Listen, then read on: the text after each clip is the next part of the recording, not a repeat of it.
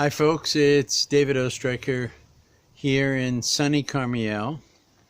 We are on the Friday that is Erev Vayelech, Parsha Vayelech, the Parsha of the final day of the life of Moshe Rabbeinu, Moses our teacher. We are also some 5 days from Yom Kippur.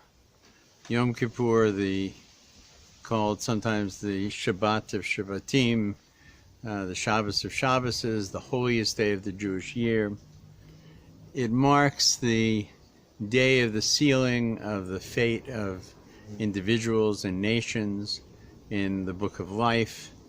But paramount understanding of this is it's also the day in which Moshe Rabbeinu came down from Mount Sinai with the second set of tablets, indicating God accepting our repentance, our teshuvah, our return to His ways, and the continuation of the relationship going forward. So it's a day of tremendous hope. It's a day of great promise.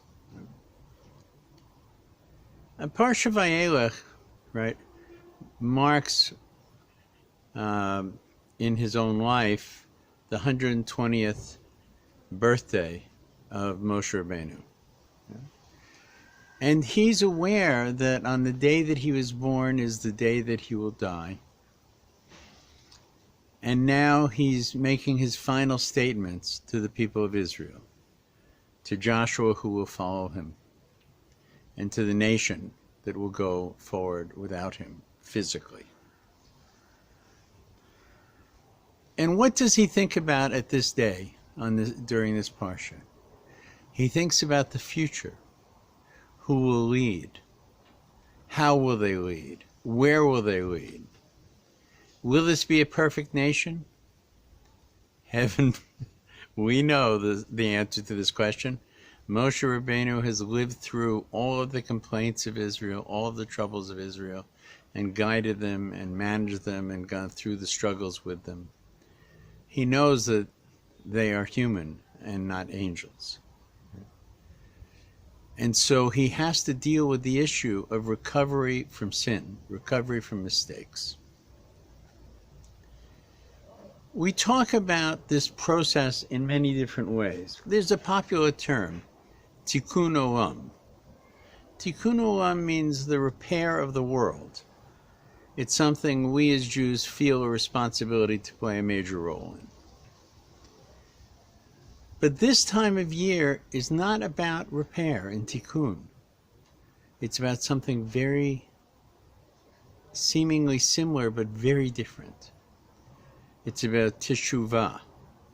The days between Rosh Hashanah and Yom Kippur are specifically the days of tshuva.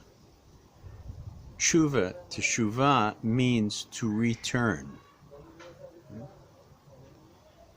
Rav Kook tells us something very important about this. He wrote a brilliant book on this, The Light of Tshuva, worth studying for a lifetime, but certainly during this time of year.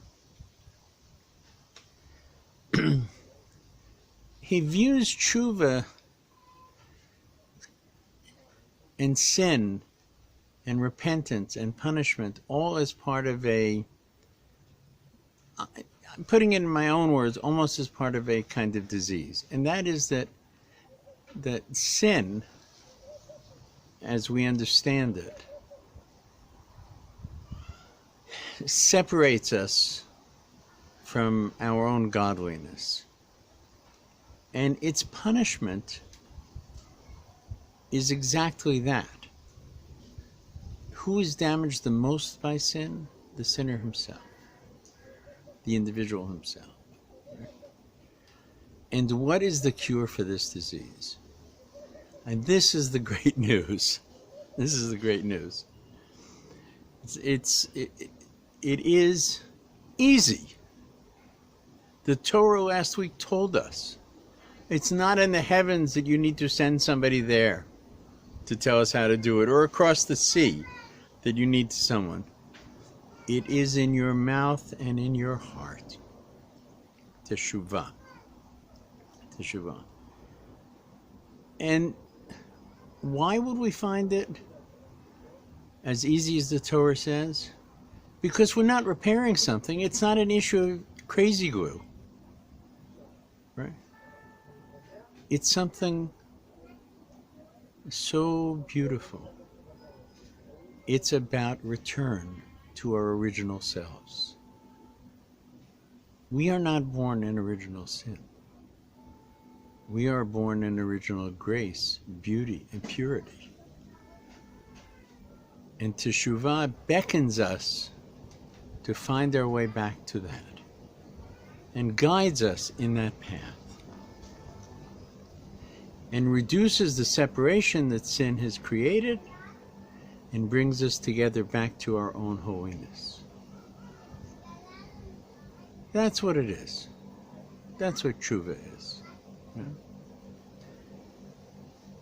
People often talk about a tzaddik on one side and a rasha on the other side, and there are many definitions for what this is. But Maimonides approaches this in a way consistent with the idea that I expressed moments ago about Teshuvah. He said, picture yourself on an evenly balanced scale. And if you do one mitzvah, you are now a tzaddik. 51%. You don't have to be perfect. Heaven forbid the alternative. But he says more than that, imagine the world, the universe, also balanced that way. And your mitzvah changes the world for the better. Could that be Tikkun Olam? Perhaps.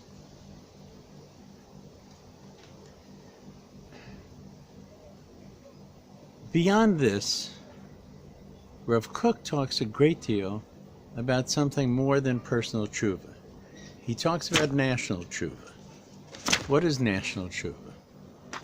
National tshuva is something that deals with the nation of Israel. Not just the idea of the nation of Israel, but the nation itself, the nation that you know as Israel. Also Knesset Yisrael.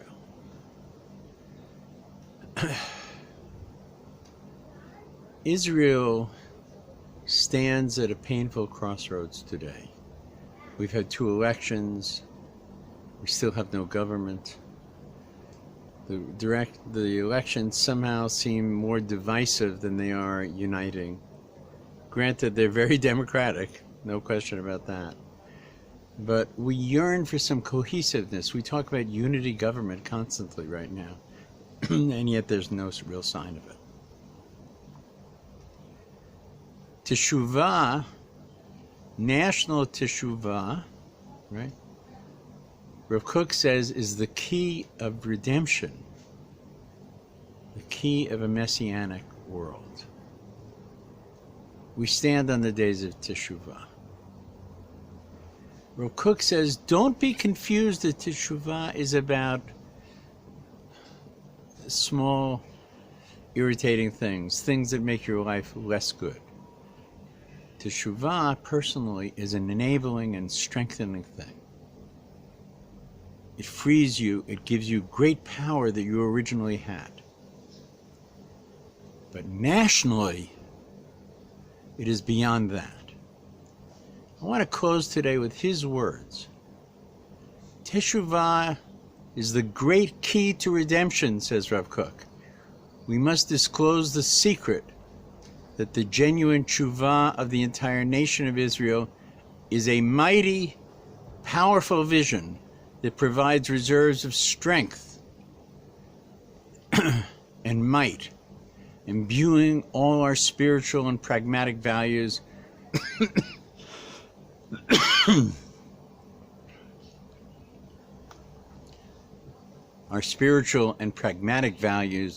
with a lofty spirit of vigorous, surging, creative energy from the power of the Rock of Israel.